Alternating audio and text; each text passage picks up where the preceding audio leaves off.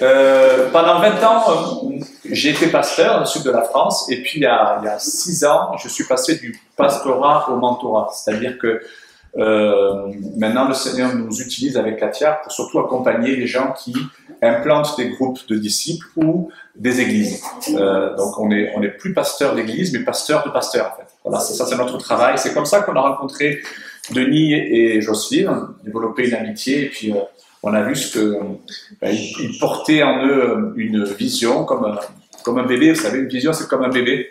D'abord il y a une période de gestation, et on l'a en nous, mais on peut pas.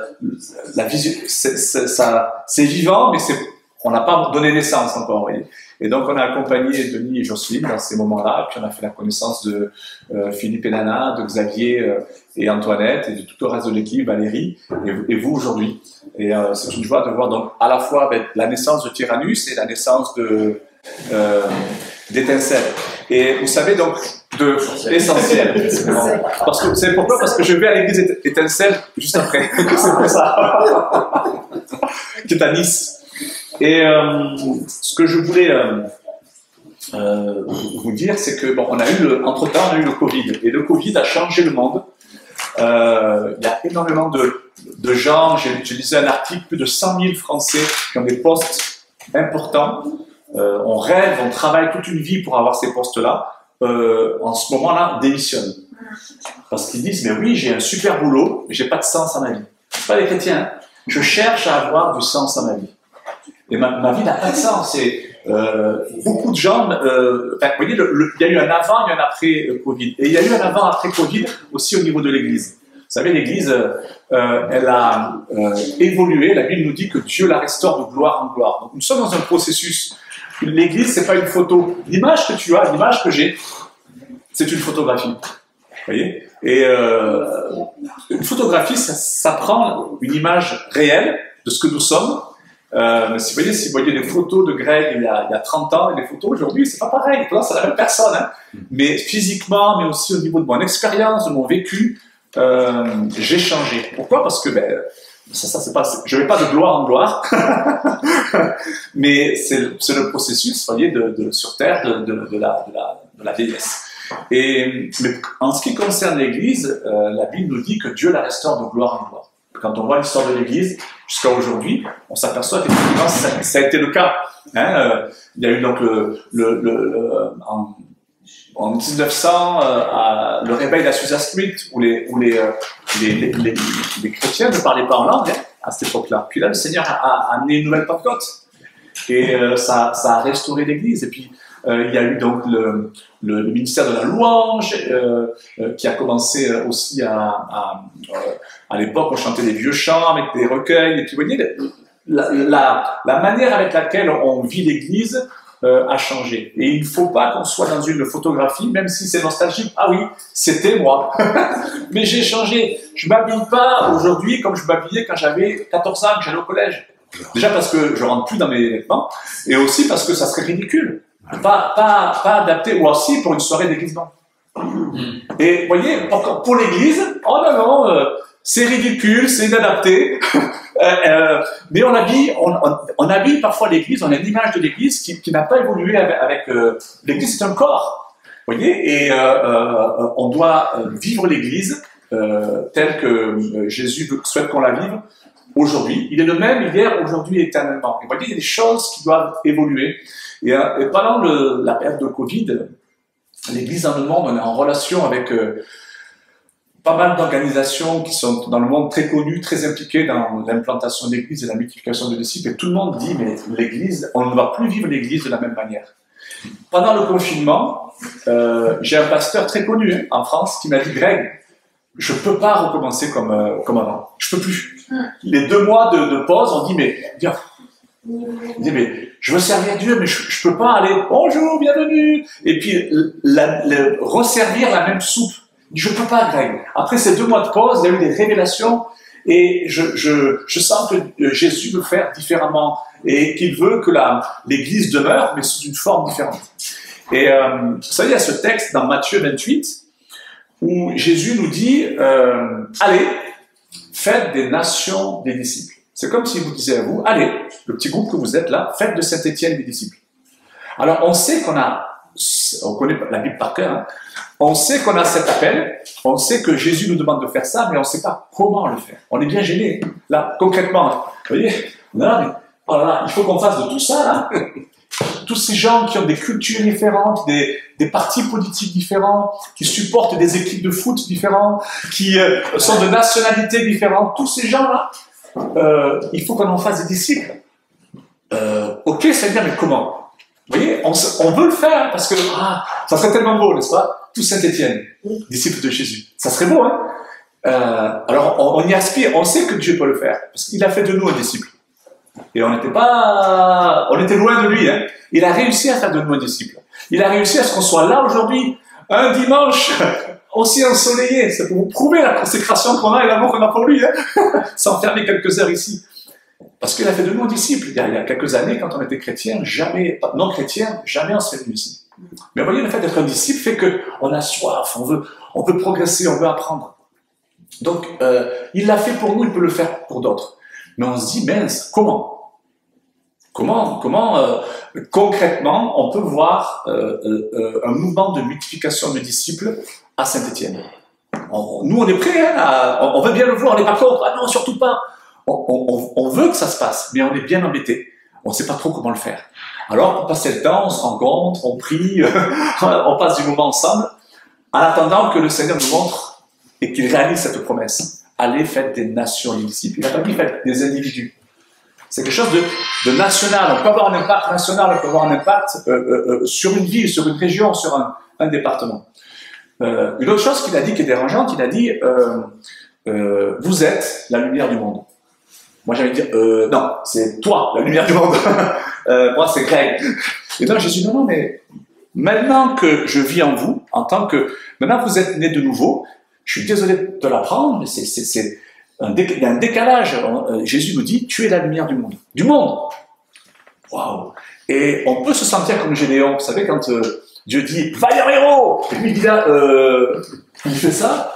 Moi, non, moi je suis le plus petit, de la plus petite famille, de la plus petite tribu, du plus petit peuple. Là, il y avait un décalage entre ce que Dieu déclarait, et Dieu était patient avec lui. Et il le fait passer par plusieurs expériences qui l'ont conduit à dire, au bout d'un certain moment, ah ouais, quand il a fallu attaquer les Madianites, au bout de la 3e rencontre avec Dieu, il réalise qu'il est un vaillant héros. Et l'église de Saint-Étienne est un peu comme ça. Il y a un décalage entre ce que Dieu dit de vous, et ce qu'il veut l'aventure qu'il vous propose de vivre avec lui dans la mission, dans la région de Saint-Étienne. Dieu vient vers vous avec une intention, il dit « Vaillant héros !» Essentiel. Et nous, on dit non, nous, on est un petit groupe d'amis, on va se faire un super repas après, on va rigoler, on va se marrer, on n'est pas... allez ailleurs, là-bas, il y a d'autres églises, là-bas, nous, c'est pas... Tu t'es trompé, tu sais, non, désolé. Vous vous rappelez le film Sarah Connor le Terminator, c'est donc il frappe à la porte et puis il y a une parodie comme ça, puis non, c'est à côté. Eh ben, là, parfois, vous voyez, Jésus frappe à la porte d'essentiel, on pourrait dire, ah non, on ouvre, on dit, non, nous, on est missionnaires. Alors, qu'est-ce que c'est l'église missionnaire? C'est vraiment ce que Jésus est en train de... Alors, vous savez, il y a 3 types d'églises dans le monde. On appelle ça les églises lapins, les églises tigres et les églises éléphants. Les églises lapins, c'est des petits groupes d'églises on va dire de 2 à 50 personnes. Mais comme c'est petit, c'est relationnel, ça se reproduit très vite. Et il n'y a pas besoin de bâtiment, c'est pour ça que ça se reproduit très vite. Il n'y a souvent aussi pas besoin de pasteur, forcément. Il y a besoin d'une équipe de responsables, mais on n'a pas besoin de pasteur dans les églises lapins. Il y a un pasteur qui peut superviser 2, 3, 4, 5 églises lapins. On pourrait avoir 4, 5 églises lapins dans les régions de Saint-Étienne. Très facilement. Après, il y a les églises tigres, peut-être que vous connaissez un peu plus, qui sont les plus connues et répandues en France. Donc, c'est des églises entre 50 et 200 membres. La plupart des églises, c'est ça, en France. Et après, il y a ce qu'on appelle des églises éléphants. Donc là, c'est des méga church. Il y en a beaucoup, donc, notamment aux États-Unis. Donc, quelle que soit la taille de l'église aujourd'hui, tous les pasteurs dans le monde entier, dans les endroits où l'église est persécutée, dans les endroits où elle ne l'est pas, tout le monde est en train de dire, mais Dieu est en train de, il y a un après-Covid, en train de continuer à bénir son Église, mais de manière différente. Et on appelle ça donc le mouvement missionnel.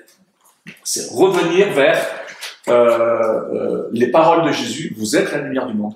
Donc il faut qu'on assume ça. Ok, moi on m'a toujours dit que j'étais pas une lumière, vous voyez. Et là, je suis la lumière du monde. Et Matthieu 28, faites des nations des disciples. Comment concrètement?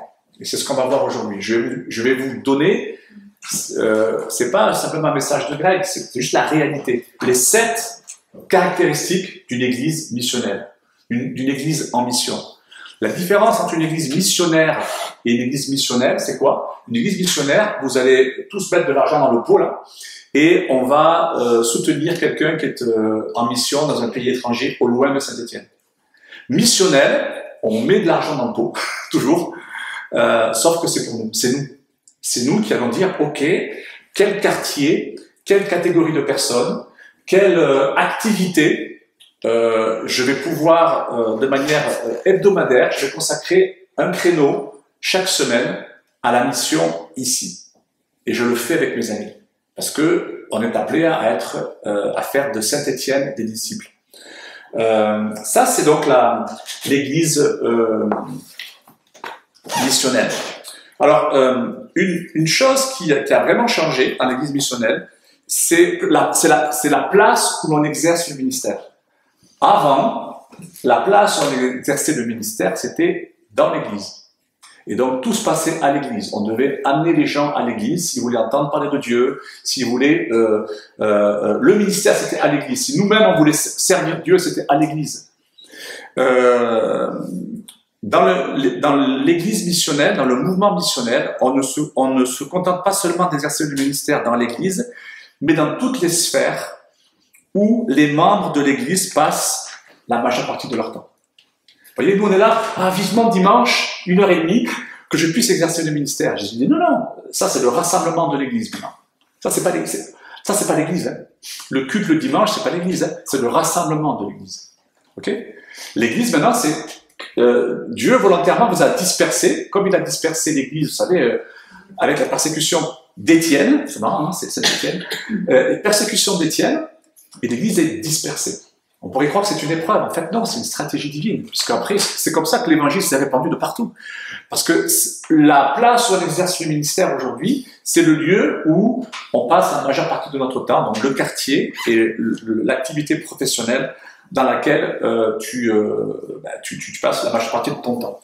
C'est marrant pour ça dans cette maison, parce que je connais des gens qui ont des jeunes de votre âge. T'as quel âge? 28. Et votre âge. Et donc, en couple... en jeunes mariés. Ben, c'était ça. Soit des jeunes mariés, certains avaient des bébés, mais la plupart étaient sans enfants. Et donc, ils ont entendu ce que je suis en train de vous dire et les 7 caractéristiques que je vais vous partager. Je ne dis pas que vous devez faire ça, hein, mais vous dire, c'est un exemple de qu'est-ce que le missionnel. Donc, ça se passe en Angleterre. Donc, il y a des quartiers en Angleterre qui sont devenus mal famés, mais il y a des maisons un peu comme ici de maîtres et qui sont aujourd'hui surtout en délabrement et habitées par des étrangers. Il y a du trafic, etc. C'est jeune, donc quand c'est des grandes maisons, donc il y a une grande cuisine en commun, il y a un grand salon en commun, puis ensuite ils ont des appartements, des studios, ils achètent ensemble ces maisons, pas chères parce que c'est des quartiers pourris, personne ne veut y aller, mais c'est des très belles maisons. Et ils retapent et ils sont missionnaires dans ce quartier. Et au début, donc, c'est que des étrangers trafiquants de drogue. Et au début, les jeunes disent mais quand on vous a vu arriver, parce que c'est des blancs, on pensait que vous étiez de la police. Et parce que personne ne fait ça. Personne vient acheter ici. Il dit non, nous on est des missionnaires. On est là en mission. On est un groupe de disciples. Ah bon? Et par exemple, quand la police et commence à développer des relations avec les trafiquants de drogue, ça devient des potes. Et ils disent pas c'est mal de vendre de la drogue. Bien sûr que c'est mal. Ils le savent. C'est pas ça, c'est pas la peine de leur dire. Mais ils développent des relations. Quand les flics arrivent, ils font attention, attention, les flics arrivent. Vous vous rendez compte? C'est fou, hein? Là, on est en zone orange un peu. Attention, il y a la police. Et du coup, ils bâtissent, eux, alors, nous sommes en mission pour toucher ces gens. Et du coup, ils développent une relation d'amitié. Et les gars viennent boire leur café, viennent bien manger un bout, après ils vont vendre leur drogue. Et puis, il y a une amitié qui se tisse. Et c'est des jeunes, hein? Et pour faire court, c'est qu'au bout d'un certain moment, donc, ils vont faire du foot ensemble, ils vont faire des soirées à la maison Netflix, ils vont les inviter à manger. Ils intègrent le quartier. Et ils développent des relations avec les gens du quartier. Parce qu'ils sont en mission dans ce quartier. Après, ils bossent, hein, c'est des gens qui... C'est pas des missionnaires à plein temps, hein. Ils ont tous des boulots, ces jeunes. Et au bout d'un an, il y a tous les jeunes qui étaient dans la drogue ont commencé à fréquenter leur groupe de découverte de la Bible. En discutant, autour de la table, ils sont tous convertis, ils ont lâché la drogue. Et maintenant, il y a une église dans ce quartier. Et il y a plusieurs dizaines de groupes de disciples qui sont tenus aujourd'hui par des ex-trafiquants de drogue et des étrangers. Donc, c'est des gens qui ne seraient jamais allés à l'église. C'est ça le missionnel. Le missionnel, c'est l'église qui va vers les gens. Ils ne seraient jamais venus. S'ils sont convertis aujourd'hui et plus dans la drogue, c'est parce que des jeunes ont dit on va habiter ce quartier. On va aller faire de ce quartier des disciples.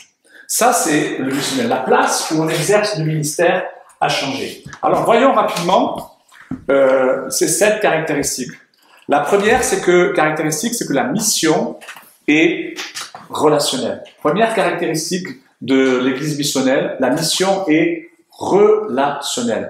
C'est très important comme point. Alors, on va lire Acte 19, versets 8 à 10. Ça va faire plaisir à Jocelyne et à Denis. On va parler de Tyrannus. Donc, Paul, qui est habitué de manière régulière, lorsqu'il va dans une ville, il va à la synagogue, il prêche l'évangile, et il y a une foule de personnes qui se convertissent, et c'est comme ça qu'il implante des églises. Il fait la même chose à Éphèse, et là, ça ne marche pas. Alors, pourquoi s'entêter à faire quelque chose qui ne marche pas? Vous voyez, on peut toujours continuer à témoigner, mais si la manière avec laquelle on témoigne ne porte pas de fruits, continuons à témoigner en adaptant, en faisant une méthode qui marche. C'est ce que ici Paul fait. Paul donc entra dans la synagogue où il parla librement pendant 3 mois. 3 mois, hein, mais aucun fruit. C'est ce qu'il fait habituellement, donc il est habitué à parler dans les synagogues, mais là ça ne porte pas de fruits. Il discourut sur des choses qui concernent le royaume de Dieu, s'efforçant de persuader ceux qui l'écoutaient.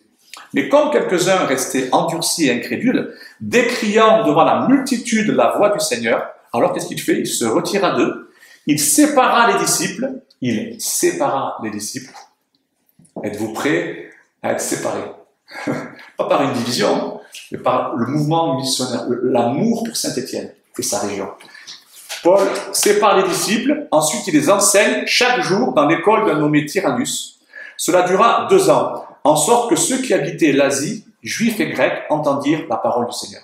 En 2 ans, pas d'internet, pas de WhatsApp, pas de groupe WhatsApp, mais tout avec cette méthodologie qui est basée sur les disciples, qui n'est pas basée sur les pasteurs, qui n'est pas basée sur des réunions d'église. Il n'y avait pas d'église, il n'y avait pas de réunion d'église. Mais on sépare les disciples. C'est dur, hein? On est bien entre nous, mais on continuera à se voir. Peut-être que c'est votre pasteur qui va fixer le rythme.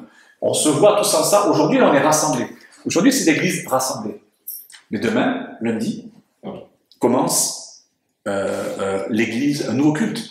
L'église dispersée. Et ça, c'est la méthode de Paul. Et vous voyez, une méthode extrêmement relationnelle qui était basée sur des disciples.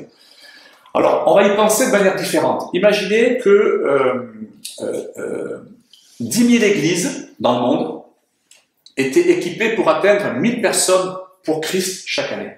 10 000 églises dans le monde atteignent 1000 personnes chaque année. On aimerait, à l'essentiel, que 1000 personnes découvrent Jésus chaque année. Ça serait beau, ça serait énorme. Ça fait 10 millions. Oui.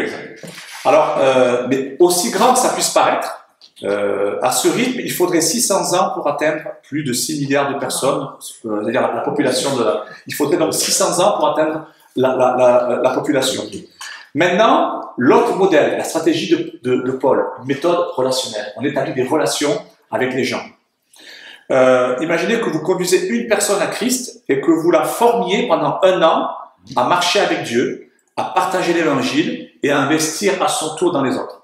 Vous voyez, juste vous focalisez sur une personne. La première année, bon, vous serez 2. Là, vous êtes plus que 2. La deuxième année, vous serez 4. La troisième année, vous seriez 8 dans votre équipe. À la 4e année, vous seriez 16. Ok? Mais si vous poursuivez ce processus au fil du temps, à l'année 33, vous auriez 8,5 milliards de disciples reproducteurs. C'est plus que la population mondiale, en simplement 33 ans. Et vous voyez, on a tendance à donner de l'argent et à donner du temps au modèle précédent. Comment atteindre 1000 personnes, 10 000 églises et qui vont atteindre 1000 personnes pour Jésus par an? On donne beaucoup de temps et d'énergie à ce modèle, alors que la stratégie de Jésus, elle est assez simple. Chaque disciple fait un disciple. Lui, Jésus, fils de Dieu, il n'en a fait que 12. Pendant 3 ans, il a focalisé sur 12 personnes. Juste ça. Peut-être que tout au long de ta vie, ça va être, toi, peut-être tu vas faire 3 disciples, 4 disciples, 5 disciples. Mais chaque disciple de Christ marche avec Dieu, devrait atteindre son monde en s'investissant relationnellement avec les gens. Ça, c'est la première caractéristique du mouvement missionnel. C'est un mouvement relationnel, qui n'est pas basé sur des réunions, mais qui est basé sur des relations. Le deuxième point, c'est qu'il faut concentrer son attention sur un petit nombre. L'une des caractéristiques donc, du mouvement missionnel, c'est qu'on concentre notre attention sur un petit nombre de personnes. Marc 3, verset 13 nous dit que Jésus monta ensuite sur la montagne, il appela ceux qu'il voulut, et ils vinrent auprès de lui. Il en établit 12, pourquoi? Pour les avoir avec lui. Et pour les envoyer prêcher avec le pouvoir de chasser les démons. Donc, vous voyez, Jésus choisit 12 personnes, pourquoi? Pour les avoir avec lui. Il va concentrer son attention sur un petit nombre. Donc, au début, donc, il rassemble Matthieu, et en fait, Jésus forme une compagnie d'apprenants, et ce groupe a continué à grandir, puisqu'il est devenu ingérable. Quand Jésus repart au bout de 3 ans auprès du Père, il a 500 disciples. Vous savez, moi j'aime ce modèle parce que Jésus et nous aussi ressentaient la pression, il y a les besoins des gens, il y a une tension entre le besoin des gens et le manque de temps. On doit reconnaître nos limites humaines face aux besoins des gens. On ne peut pas être partout, on ne peut pas être avec tout le monde, mais on peut choisir d'être avec quelques-uns. Donc, atteindre le monde, ça commence en se focalisant sur un petit nombre. Jésus a bouleversé le monde, mais il s'est focalisé sur un petit nombre de personnes pour lesquelles il a commencé à prier, qu'il les a aimés. Vous savez, les disciples qu'il a choisis, ils n'étaient pas convertis, hein. Ils ont fait beaucoup d'erreurs. C'est dans la marche. Ils n'étaient pas convertis au début, quand il les choisit. Hein. Ils veulent progresser, ils ont soif, ils veulent devenir disciples de Jésus. Et pendant ces 3 ans, ils ont effectivement progressé dans leur foi. Donc ça, c'est le deuxième principe. Le troisième principe d'un mouvement missionnel sur Saint-Étienne serait de commencer à rechercher le contact avec les perdus. Pas de rechercher le contact avec les frères et sœurs. Où sont les chrétiens? Où est-ce que je peux rencontrer des chrétiens? Un mouvement missionnel, bien sûr qu'on est en relation les uns avec les autres, mais on recherche le contact. Troisième caractéristique d'un mouvement missionnel, c'est que dans ce mouvement, dans cette église, on recherche le contact avec les perdus. Luc 19, verset 10 nous dit « Car le Fils de l'homme est venu chercher et sauver ceux qui étaient perdus. » C'est intéressant de dire, mais pourquoi Jésus est venu? Jésus dit, écoutez, je suis venu pour chercher et sauver ceux qui étaient perdus. Il y a la parabole, vous savez, sur la brebis perdue. Hein. Il va jusqu'à laisser 99 brebis pour une. Parce qu'il y a une préoccupation, il y a un fardeau pour les perdus. Quelle que soit leur nationalité, quelle que soit l'équipe de foot qu'ils supportent, il y a un fardeau pour les gens de Saint-Étienne. Quel soit leur âge, quelle soit leur profession, quel que soit leur parti politique, leur idéologie. Un fardeau pour ceux qui sont perdus. Bon, c'est compliqué de dire que En tant que chrétien, on cherche à ressembler à Christ si on ne cherche pas personnellement le contact avec les perdus. Parce que c'est principalement ce que Jésus faisait. On veut ressembler à Jésus, tu veux ressembler à Christ, Christ recherchait continuellement le contact avec les perdus. Et le problème que l'on a en mission, pourquoi Matthieu 28, on ne le lit pas, allez, faites des nations des disciples, vous êtes la lumière du monde. Notre gros souci, dans le monde, pas qu'à Saint-Étienne, mais c'est une réalité que les mouvements missionnaires font remonter, c'est que la plupart, les amis les plus proches de la plupart des chrétiens sont des chrétiens. Les statistiques disent qu'à partir de 3 ans, la 3e année, quelqu'un qui s'est converti n'a plus de contact, d'amitié, avec des non-chrétiens. Il a des contacts, bien sûr, avec les non-chrétiens, puisqu'il va chercher son pain, il fait ses courses, il a un boulot, il a des voisins. Mais il n'y a plus d'amitié. Au bout de 3 ans, 100% des amitiés sont des amitiés chrétiennes. Alors que vous avez vu qu'un mouvement missionnaire, la base est relationnelle. Donc là, on a un problème ensemble à résoudre. Si on veut impacter les perdus, on doit suivre le modèle que Jésus nous a donné. On fait des disciples comment? En entrant dans leur monde. Comme cet exemple que je vous donnais tout à l'heure, ces jeunes qui disent, en plus c'est des belles maisons, hein. Moi j'y suis allé, c'est des maisons comme celle-ci. C'est des maisons comme celle-ci, puis j'ai logé dedans. Donc ils éduquent leurs enfants, ils vivent ensemble, il y a un salon commun, il y a la télé, où il y a des livres. Après il y a des appartements ils ont leur intimité. Mais comment on fait des disciples en entrant dans le monde, dans leur monde? C'est pas à eux de venir à l'église, ils viendront pas. Ces jeunes étrangers qui trafiquaient la drogue, jamais ils seraient venus dans une église. Mais c'est l'église qui est allée vers eux. On entre dans le monde, dans leur monde, pour faire quoi? Pour les aimer. Pas pour leur prêcher l'évangile, dans un premier temps. Pour les aimer et les servir comme Jésus a aimé et a servi les gens. Souvent, vous voyez, Jésus faisait des miracles. Il disait pas, est-ce que tu es sauvé? Il faut que tu te repentes de tes péchés. Même la prostituée. Il dit, où sont les prises en flagrant délit d'adultère? Ça me touche, ça. Et il dit, où sont ceux qui te condamnaient? Ah, ils sont partis. Moi non plus, je te condamne pas. Et après, il dit, va et ne pêche plus. Il dit pas, c'est pas bien, faut arrêter la prostitution quand même. Il dit, je te condamne pas. Il enlève la condamnation. Elle est touchée. Parce qu'elle sait qui c'est. Hein. Elle est touchée. La condamnation est enlevée. Et après, il dit, va et pêche plus. Vous voyez? Donc, notre christianisme, c'est pas un christianisme, c'est pas la grâce à bon marché, comme on dit. Mais on doit aller vers le monde, on doit aller vers les gens, on doit aller, en premier lieu les aimer et les servir. Parce que c'est à partir des relations intimes, c'est à partir des relations régulières que nous entretenons avec les gens, on les invite à découvrir le royaume de Dieu, puis à entrer dans le royaume de Dieu, au travers de nos relations quotidiennes avec eux. Et il y a tellement d'opportunités que nous avons, on va dans leur monde, et simplement on partage notre expérience avec Jésus. Pas simplement la parole de Dieu. C'est parce que vous pouvez citer la parole de Dieu, mais vous ne la vivez pas. Mais ce qui va toucher un incroyant, c'est votre expérience avec Jésus. J'étais aveugle. Est-ce que c'est le Fils de Dieu? Je ne sais pas. Oui, c'est le Fils de Dieu. Mais le gars qui a été guéri par Jésus, il dit, je sais pas qui c'est, mais une chose est sûre. J'étais aveugle, maintenant je vois. Ça, c'est mon expérience. Et vous avez tous une expérience avec Jésus. Nous, c'est notre mariage, mais il y a plein d'autres choses. Tu racontais il n'y a pas longtemps, crise d'allergie dans une chambre d'hôtel où ta femme prie et à l'instant même, tu es guéri. Il l'a vécu. Alors après, on peut dire, moi je ne crois pas en Dieu. Lui, il va dire, écoutez, moi j'ai vécu, j'étais malade, crise d'allergie, et j'ai été guéri. Quatrième fondement d'un mouvement missionnel à Saint-Étienne, bâtir des relations. Il faut bâtir des relations. Des relations se bâtissent. Comme ces jeunes qui ont carrément, eux, ça va loin, hein, ont carrément déménagé, acheté une maison. Alors c'est pas une mauvaise affaire d'un point de vue immobilier, parce que c'est quand même de très très belles maisons en Angleterre qui les achètent.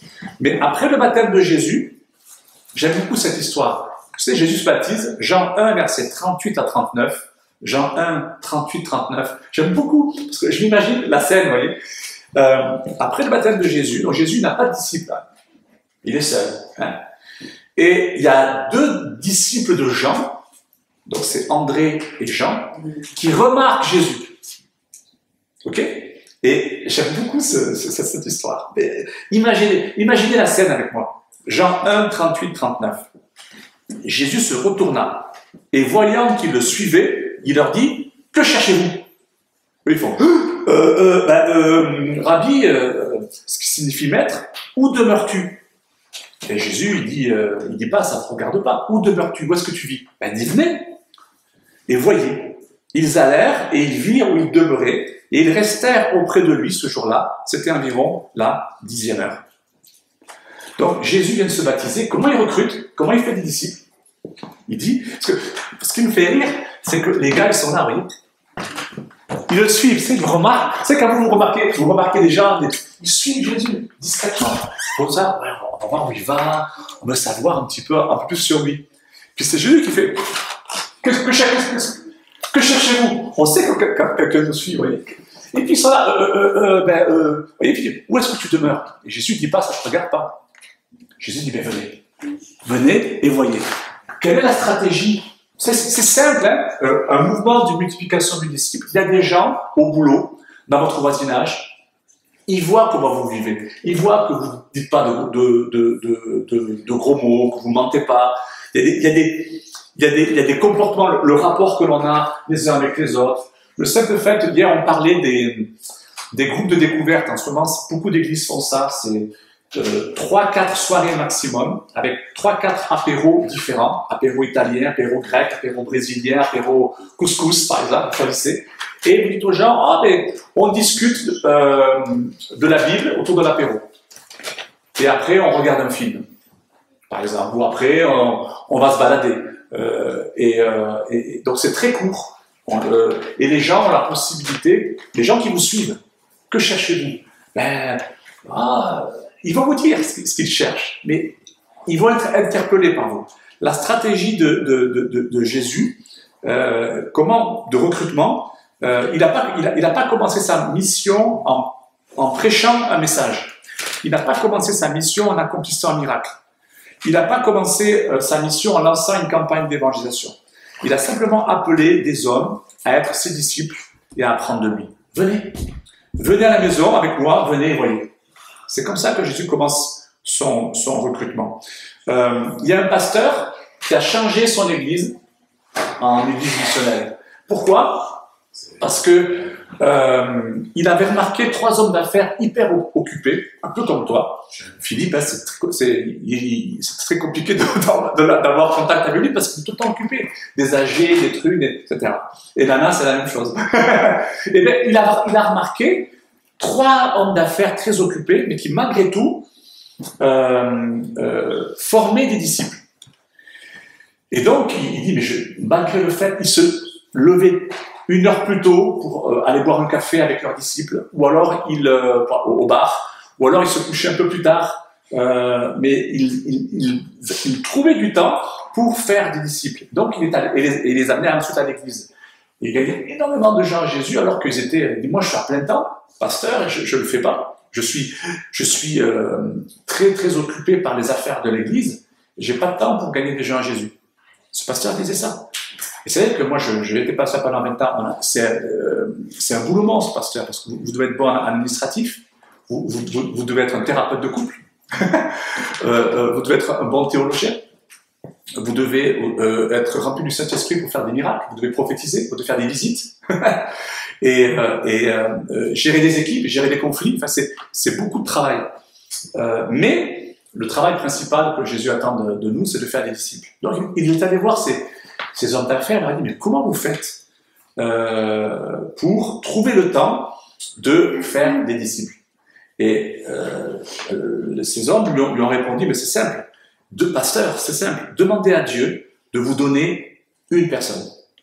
Priez, Seigneur, donne-moi une personne. Puis ensuite, investissez dans cette personne jusqu'à ce que cette personne soit prête à faire de même avec une autre personne. Et le pasteur a dit, mais c'est simple. Comment j'ai fait pendant toutes ces années pour passer au travers de ça? Bâtir des relations. Donc, ce qu'on pourrait se dire ensemble, à cette partie du message, c'est quelles sont les activités de loisirs que vous aimez, qui vous passionnent, ça peut être sportif, ça peut être convivial, ça peut être ludique, ça peut être culturel. Qu'est-ce qui vous plaît? Qu'est-ce qui vous passionne? Ou alors, quelles sont les causes pour lesquelles vous avez un fardeau? Ou, troisième question, quel type d'activité relationnelle ou compassionnelle pourriez-vous organiser à Saint-Étienne? Comme c'est avec une personne ou deux personnes, comme ces hommes d'affaires, je vais mettre au service de la mission une passion ou un fardeau. Et Jésus, il a envoyé toujours ses disciples 2 à 2. Donc c'est bien d'être au moins 2, pas seul. Mais si vous aimez la musique, ces jeunes en Angleterre, je l'ai raconté hier à l'équipe, eux ont créé les Wonderful Monday. Wonderful Monday, c'est 45 minutes autour d'un apéro, assez copieux, et avec du bon vin, des bonnes bières, c'est des Anglais. Et on discute pendant l'apéro autour de la Bible. Et au bout de 45 minutes, après, on regarde un film Netflix. Et donc, quand les jeunes dans les lycées disent « Ah ben, tu viens lundi, on va au cinéma. »« Ah, je peux pas, j'ai Wonderful Monday. » Ils disent « Mais c'est quoi les Wonderful Monday ?» Et ils expliquent ben, « Les Wonderful Monday, c'est ça. » Et 100% des gars du lycée disent « On peut venir. » Et ils viennent. Donc, on a vu avec la D, c'est quand même, vous recevez un petit PDF, c'est quand même construit. On va travailler, par exemple, sur... alors, on peut lire la Bible de Marc 1 à Marc 16, et un chapitre, et puis chacun discute. Ou alors, on va prendre une thématique, donc c'est quelques versets bibliques. On les lit à haute voix, et après, on en parle. Ça peut être sur les relations saines. Et donc, 4 versets bibliques sur les relations. Et on en parle. Ça peut être les proverbes, ça peut être Jésus qui dit bénissez ce qui vous maudissent, faites du bien à ceux qui vous maltraitent. Et là, les gens discutent. Et souvent, leur opinion, c'est vraiment pas, c'est anti-biblique, hein. Mais ils ont entendu la parole de Dieu. On a semé la parole de Dieu dans leur cœur. Ils sont fichus. La nuit, après, le Saint-Esprit commence à travailler leur cœur. Puis ils vont venir à la deuxième soirée, parce qu'il y a un super apéro. Là, c'est quoi? C'est soirée grecque. Ouais! La fêta, vous voyez? Et troisième soirée ou créneau, ça peut être le week-end, ils vont venir. Puis à la 4e, ça s'arrête. Parce que si vous dites 15 soirées, les gens ne viendront pas. Et 3 soirées, 4 soirées, une fois par semaine on se voit, puis après on regarde un film, ou après on sort, ou après on regarde un match de foot. Juste avant le match de foot, tu viens, et de 8h à 21h, on mange et on parle de la Bible, et après on regarde le match de foot ensemble. Ou on va se balader, ou on écoute de la musique, ou un film, ou on va faire une randonnée.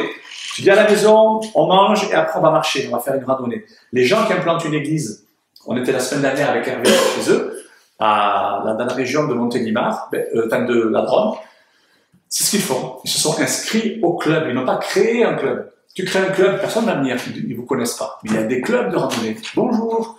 Et on s'inscrit au club pour faire de la randonnée. Et après, en marchant, ils vont dire, ben, nous, on est chrétiens. Je suis responsable d'un groupe de disciples. Ah bon, un groupe de disciples, c'est quoi? Ah, ben, on mange des apéros. On boit des apéros où on mange autour de la Bible. On discute. Sur les relations saines. Là, en ce moment, c'est sur des relations saines. Vous pouvez venir. Et après, juste après l'apéro, on va marcher. Et 100% des gens vont dire oui. Vous voyez, une église missionnelle, c'est une église relationnelle. Bâtir des relations. Le 5e point, c'est intéressant avec Tyrannus. Le 5e point, caractéristique d'une église missionnelle, c'est le discipulat des croyants. Vous entendez bien, le discipulat des croyants. Parce qu'il y a beaucoup de gens qui sont chrétiens, mais qui ont été sauvés puis abandonnés. Sauvés et abandonnés. Et Jésus ne nous a pas... on n'est pas appelé à être des croyants, on est appelé à être des disciples. Et dans le bassin de Saint-Étienne, il y a beaucoup de croyants. Il y a peu de disciples. Des croyants qui sont appelés à devenir des disciples. Philippiens 4, verset 9. « Ce que vous avez appris, reçu et entendu de moi, et ce que vous avez vu en moi, pratiquez-le. Et le Dieu de paix sera avec vous. » Vous voyez, là Paul parle à des chrétiens, il leur dit, ce que vous avez vu de moi, et entendu de moi, pratiquez-le. Il y a beaucoup de gens qui ont été sauvés, comme je le disais, et qui ont été abandonnés. D'une manière ou d'une autre, vous voyez, on suppose que ils vont à l'église, Et parce qu'ils vont à l'église, et bon, automatiquement, ils vont devenir disciples. Ça ne fonctionne pas comme ça. Jésus et les apôtres nous ont montré que les disciples sont engendrés par d'autres disciples. Quand Paul se convertit sur le chemin de Damas, il dit à Jésus, il a Jésus en face quand même, je ne sais pas si ça vous est arrivé à vous, et il dit, qu'est-ce que je dois faire? Est-ce que Jésus lui répond? Non. La première leçon, c'est pas la Bible, c'est pas la prière, c'est pas la puissance que Jésus apprend. La première leçon de Paul, c'est quoi? Va à Damas, il y a un dénommé Ananias, et lui, il va te dire ce que tu dois faire. Première leçon, Jésus met en relation un nouveau converti, Paul, avec un autre disciple. Pourquoi? Parce qu'il faut un disciple pour faire un disciple. Et donc, il y a aussi, moi je crois qu'en tant qu'Église essentielle, vous avez une mission vers les incroyants. Les 5 points les 4 points qui ont suivi, les 4 points par lesquels j'ai commencé, étaient vraiment ciblés vers les incroyants. Je pense que le 5e point est important, je m'y arrête quelques minutes. Vous avez aussi un appel envers les croyants, évangéliques, protestants, catholiques, des croyants, mais qui n'ont pas été disciples. Et il faut des disciples, il faut un disciple pour faire un autre disciple. C'est pas juste parce qu'ils vous leur donnez des clés USB avec des formations vidéo, ils vont les regarder chez eux, non, là, ils sont enseignés. Jésus a dit, enseignez-leur à observer. Donc, enseignez-leur. Je peux regarder des tas de vidéos sur le bricolage, on en a parlé hier, mais ensuite, à un moment donné, là où je vais apprendre, c'est quand Xavier et Denis vont dire, écoute Greg, voilà, toi, vas-y, prends ta barrière, fais comme ça, et là, oui. Et j'ai vu la vidéo, mais je suis avec eux, là, ils sont en train de faire un disciple. Ils sont en train de faire un bricoleur. Parce que c'est pas juste de la théorie. Jésus a dit, enseignez-leur à observer. Il faut des espaces d'observation. C'est pour ça que si tous les 4 matins, tout notre temps est consacré à l'église, eh bien, on n'a plus de temps pour la mission. Jésus a dit, il n'a pas dit allez à l'église tous les 4 matins. Il a dit faites des nations des disciples. Donc il faut trouver un équilibre, on en a parlé hier, un équilibre entre les temps où l'église est rassemblée, là c'est un temps où l'église est rassemblée, et les temps où l'église est dispersée. Le 6e point est vraiment pour moi important. C'est là, on va faire un peu de missiologie. J'aime beaucoup la missiologie. On va rapidement, alors ça c'est un cours qui dure normalement 1h30, hein. Je vais faire 5 minutes. Alors notez, parce que vous allez lire ce passage totalement différemment. Ça, je vous invite à le noter. On est vraiment dans de la missiologie. C'est les 5 champs de mission de Jésus. Sur terre, quand on lit l'histoire de Jésus, on s'aperçoit, parce que vous voyez, on sait tout ce qu'il a fait, mais quand on classe toutes les choses que Jésus a faites, on s'aperçoit qu'il avait 5 champs de mission. Et donc, les 5 champs de mission de Jésus doivent nous inspirer, ça peut devenir les tiens. Alors, il y a un passage de la Bible où ces 5 champs sont mentionnés. Alors, il faut lire de Luc, chapitre 4, verset 31, à Luc, chapitre 5, verset 30. De Luc 4, 31 à Luc 5, verset 30, là, vous avez exposé les 5 champs de mission de Jésus. Alors, Luc 4, verset 31 à 36, là, on ne va pas le lire, hein, mais je vous cite, ici, là, Jésus prie pour la délivrance d'un homme dans la synagogue. Luc 4, verset 38, Jésus guérit la belle-mère de Pierre, vous savez, elle a de la fièvre, et il guérit aussi d'autres personnes du village qui viennent pour la guérison et le ministère. Ensuite, Luc 5, verset 1, Jésus effectue une pêche miraculeuse là où Pierre travaille. Luc 5, verset 12, Jésus guérit un lépreux. Tout ça dans la même journée. Hein. Luc 5, verset 17, Jésus guérit un homme paralysé amené par ses 4 amis. Vous savez, ils ouvrent le toit, puis ils descendent par le toit. Et enfin, la journée se termine, grosse journée quand même, Jésus, hein, il n'était pas 35 heures. Hein. Luc 5, verset 27, Jésus appelle Matthieu et il rencontre ses amis. Vous savez, on appelle ça les soirées Matthieu. Matthieu est collecteur d'impôts, il dit « Suis-moi ». Le gars, il le suit, puis il l'invite. Première chose que Matthieu fait, il invite Jésus chez lui. Et il a invité tous ses amis. Donc, chacune de ces 6 rencontres s'est produite dans les régions où les disciples de Jésus vivaient réellement. Vous voyez, ils n'avaient pas besoin de faire un voyage missionnaire coûteux pour être en mission. C'est vraiment les 5 champs de mission de Jésus, ces 5 champs, c'est avec les gens qui étaient là. Il a carrément travaillé avec les gens qui étaient sous son nez. Alors, l'homme guéri dans la synagogue, ces 6 histoires vont nous permettre d'identifier les 5 champs de mission. L'homme qui guérit dans une synagogue, ça équivaudrait à quelqu'un que nous connaissons à l'église. C'est dans la synagogue que Jésus, ici, opère un miracle. C'est pour ça, tout à l'heure, je vous disais, c'est important aussi de faire des disciples, des croyants, des disciples. La guérison de la belle-mère de Pierre pourrait ressembler à quelqu'un qui souffre dans votre propre famille. Donc là, c'est la mission dans ma famille, mes enfants, mes cousins, cousines, oncles et tantes, ou parents.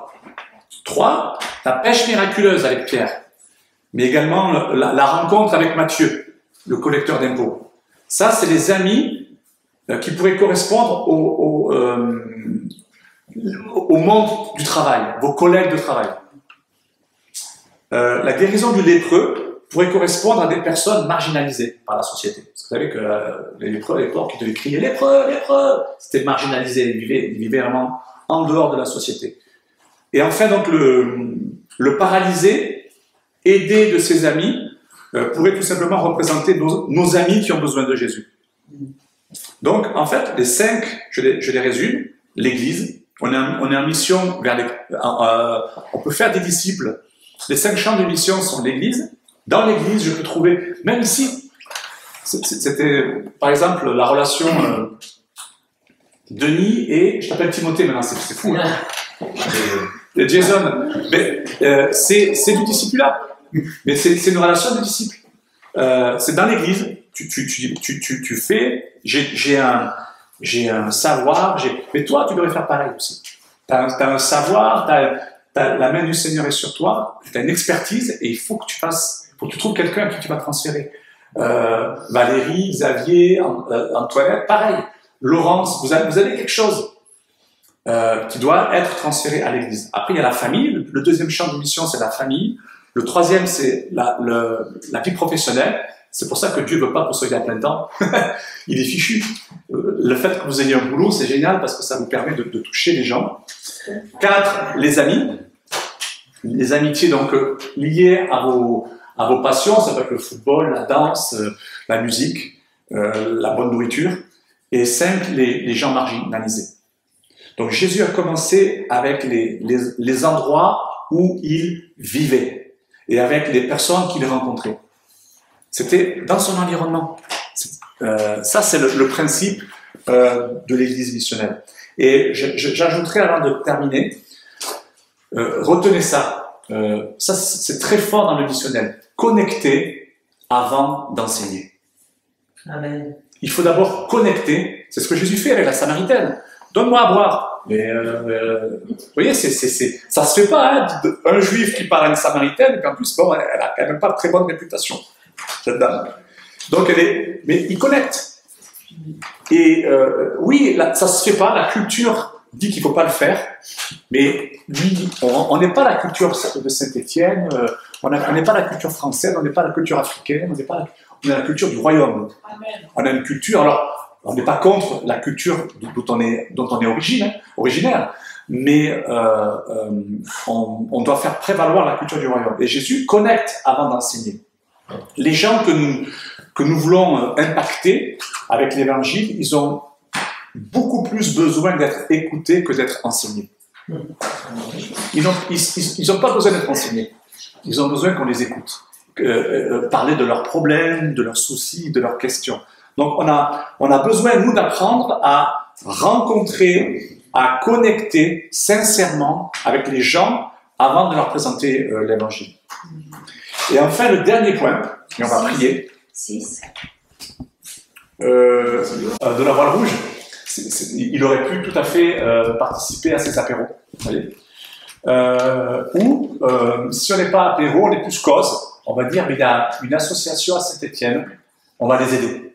Et donc, on consacre 1h30, on va aider dans une cause, et c'est un espace de relation avec des incroyants, des gens en souffrance, qu'on va pouvoir, avec lesquels on va pouvoir connecter.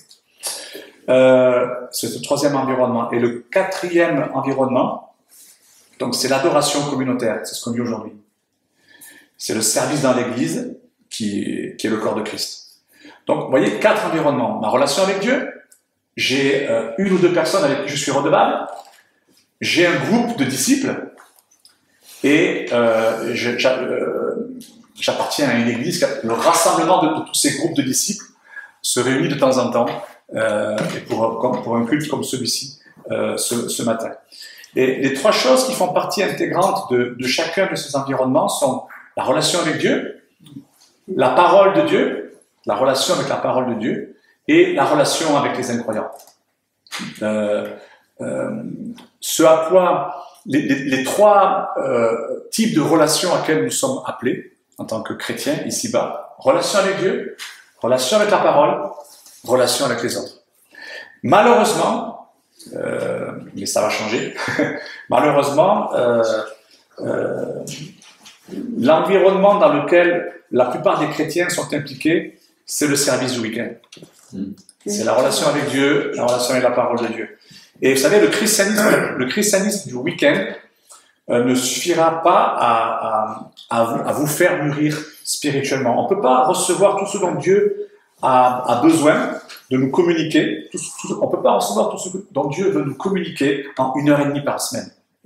Il nous faut, oui, avoir des espaces pour notre relation avec Dieu, notre relation à la parole de Dieu, en groupe, et ensuite des espaces aussi où on est en mission, où on a soit ensemble, soit en groupe, une implication dans la mission.